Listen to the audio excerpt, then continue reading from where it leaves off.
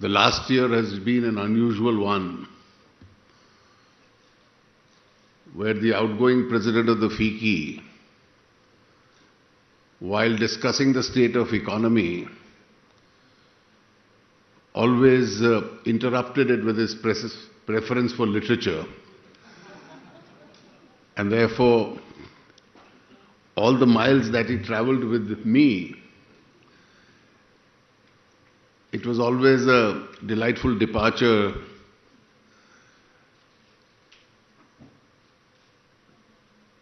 to freshen oneself with various anecdotes and quotations from history and literature, which were always a part of his speech.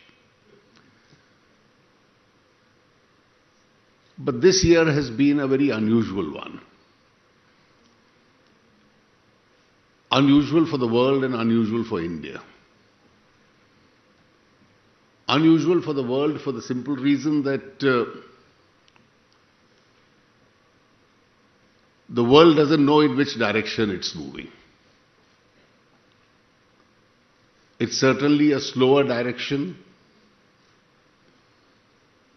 People are relying on unconventional solutions.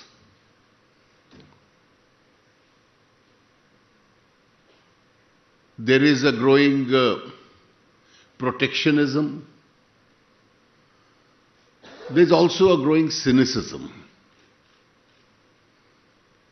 So if we look at the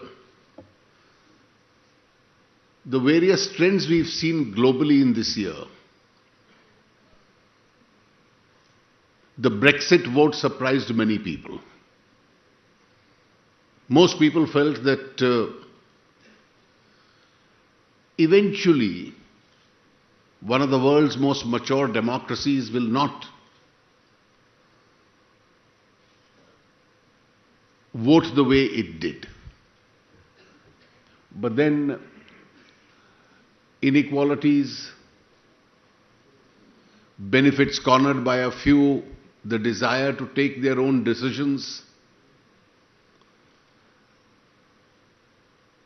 all this impacted the vote.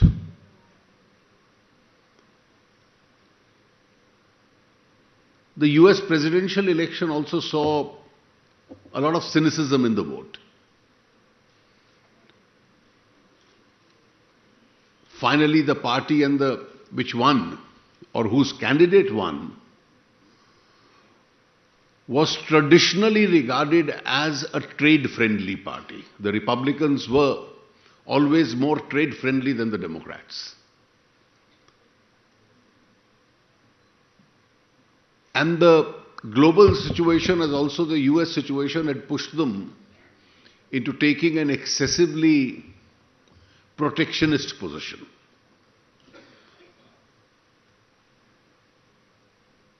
Cynicism was taken at its peak where in Latin America, Colombia, by a referendum rejected the peace treaty, that we don't want peace. Now this is a very unusual vote for a country and a position to adopt. The recent Italian referendum and the anticipated vote in certain larger European nations all make the global situation very unpredictable. It's certainly slower, and the world economy therefore is going to move slower than it was in the earlier years, and it's therefore necessary for various countries to actually determine their own course themselves, because the global trends are not particularly helpful.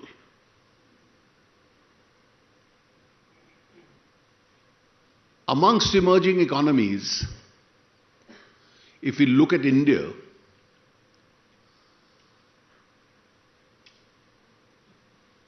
I think it's a refreshing change from what's happening in the rest of the world. 3 years ago, an economy which was being regarded as a part of the fragile five a big departure from the past. We for decades spoken in terms of rationalizing subsidies and therefore giving it the statutory support under the Aadhaar legislation which was passed earlier this year. We now find that in various areas we are being able to check leakages, we are being able to target subsidies in the direction in which they were meant. And this has indeed helped us to change even the course of discussion. If you recollect the 2014 elections,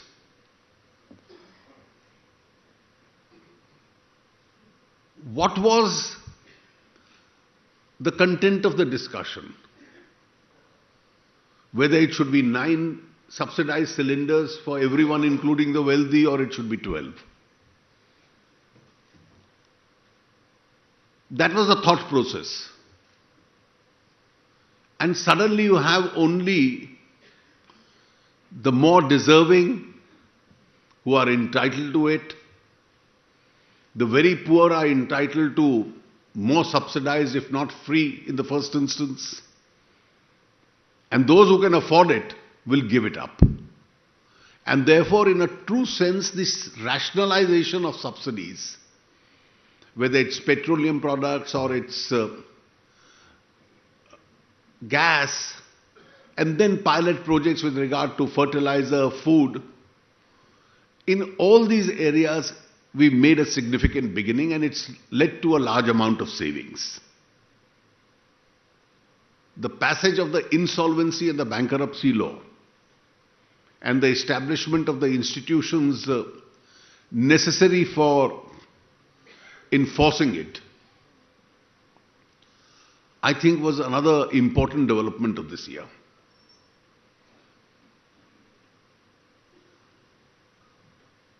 By far, one of the most important developments was the passage of the Constitution Amendment for the Goods and Services Tax. I'll refer to the present position just a moment later. And then, of course, the government took a somewhat courageous step in the direction of the high denominational currency ceasing to be a legally valid tender and went in for a large currency swap or an exchange.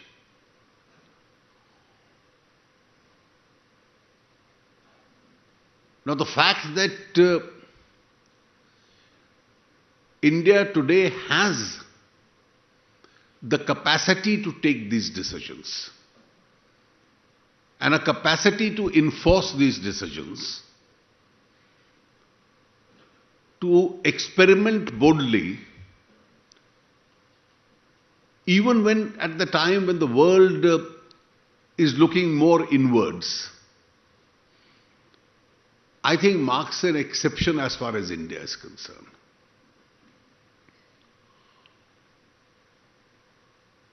Having passed the Constitution Amendment, there are several decisions which the GST Council now has to take, and these are of very vital interest to India's industry. There are about 10 important decisions which have already been taken, all unanimously by consensus. The legislations which have to be passed by Parliament under the Constitution Amendment and the state legislatures are currently in the process of being drafted.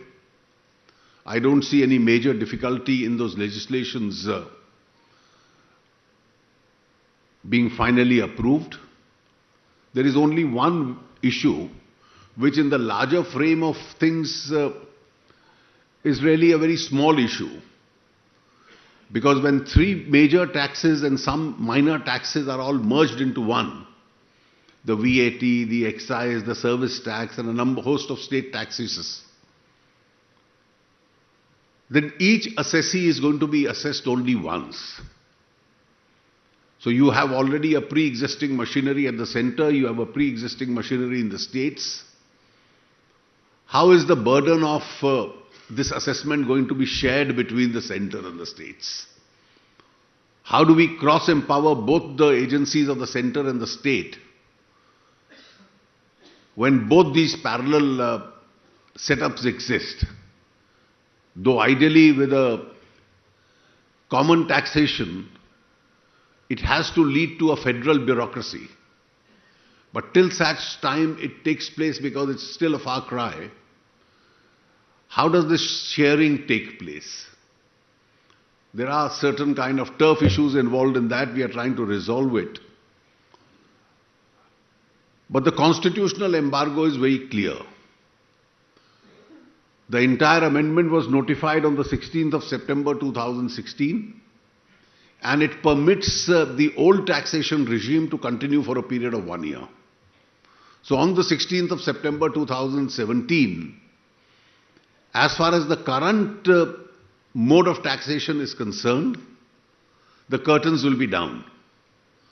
And therefore neither the center nor the state can go in for collection under the current scheme. Ideally, it should be proper for the issues to be resolved, and at the beginning of the financial year, on the 1st of April, the new regime to take over. But then in any case, nobody has the luxury of time. It's a transactional tax, it's not an income tax, and a transactional tax can start at any part of the year. Hopefully the earlier we do it, the better it is for us to switch over to a new system itself. As far as the decision with regard to the currency is concerned, I think it marks a very important beginning. My first response in a public engagement after this was that this decision, besides several other implications, once the remonetization process is complete and it has made a substantial headway, marks the creation of a new Indian normal. Because the normal that existed for 70 years is an unacceptable normal. The 70-year normal for almost everyone, which had become a way of life in India, was not merely the fact that you had a lot more cash currency, far larger cash currency as a part of your GDP. The economic and social consequences of that are extremely adverse. And therefore, dealing in that cash currency had led to a lot of aberrations. Aberration in terms of tax non-compliance, in terms of currency being used for collateral purposes, including crime, escaping the tax net, not getting into the banking system. And I think one of the efforts of this whole exercise has to be that even though a reduced cash currency would remain, an conscious effort will have to be made in order to supplement the rest with the digital currency. And the manner it has taken is in the last 5 weeks is indeed commendable. Only the parliament seems, or a section of parliament seems to be unaware of what's happening.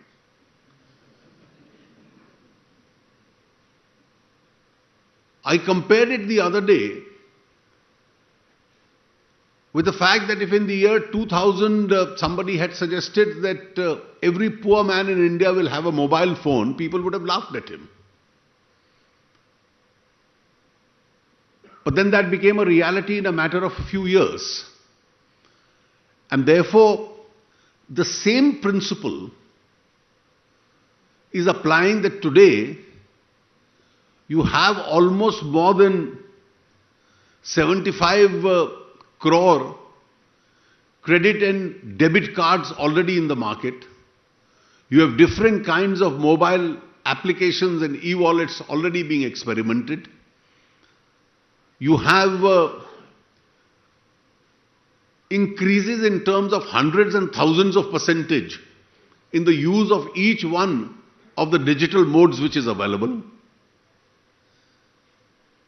And this transformation now will have to be carried to its logical conclusion.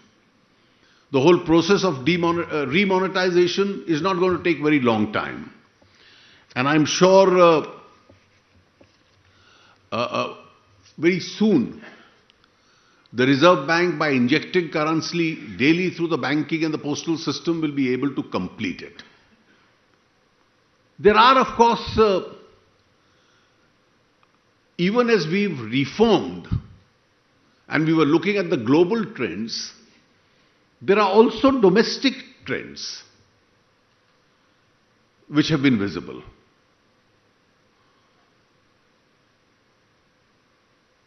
And one of the conclusions that I have learnt is to take these trends, to take these steps, one needs to have clarity of direction, courage, broad shoulders, and even the stamina to sustain these decisions. Because the level of stamina required to sustain these decisions in several sections of the society at times is lacking. And therefore, once we have this stamina, notwithstanding fringe positions taken even by national parties, one will always be able to implement these and implement this extremely successfully. The long-term benefits of this are going to be absolutely clear, even if we bear the short-term pain of some of these decisions. I think Mr. Harshvardhan Neotia's tenure has been an eventful year, and I'm sure the long-term benefits, his two successors who are here on stage, will be witnesses to enjoy the benefits out of them. Thank you very much and wish you all the very best.